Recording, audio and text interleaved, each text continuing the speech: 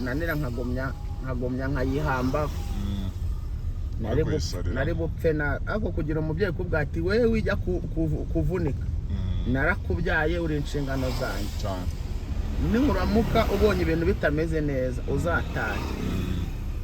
nanjye niko kumambyumva uzi ko ho mu ngewe muri Kigali uhandavurira abantu bagusuzugura baguca amazi uzi ko ngewe mu rugo urwego mu rugo bashyiraho ibintu uburyo bita ku bana njyena nababwira ko mbayeho neza ntibabyemere bakohereza umuntu uza kureba ko meze neza petit frere nkamubwira ati genda ubabeshye kandi utameze neza kuko iyo mbabwira ko ndimo ndaterateranye bari bitoga ati taha ntabwo rushaka gupfira i Kigali ariko nari nararebaga ngasanga nta hantu nabangiye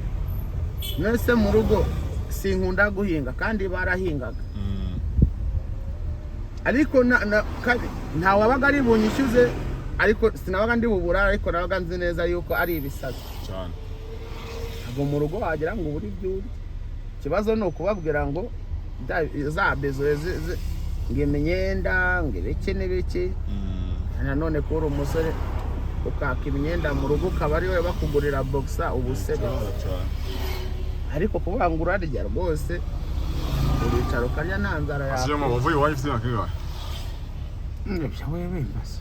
uganira n'uyu mutipe ndumva ari we nta bibazo afite nabi ko numva amafuti yose arimo kuyashyira ku bana ko numva nta futi yigeze ashyira ku babyeyi mu rugo ngambwira bigeze ibintu navuze wumvishe bitakugonga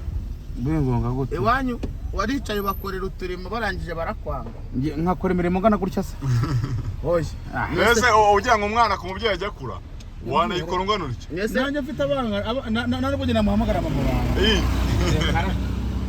umuhamagara mu izina muhamagara mu mazina y'uwo tuvukana ntabwo uravuga ngo mama kandi mfite abana nanjye banyita papa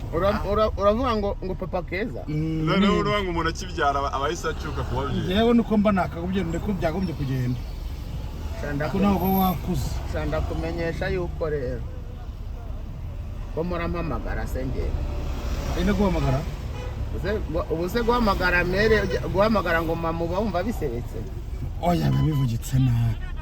kandi nshaje mwana waragowe pe ndabyemeye ndashaje reka wararushye ndabyemeye no guhamagara umumere ngo mu izina ni ibisazi ntabwo bidashoboka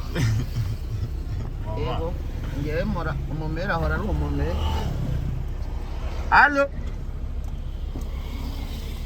alo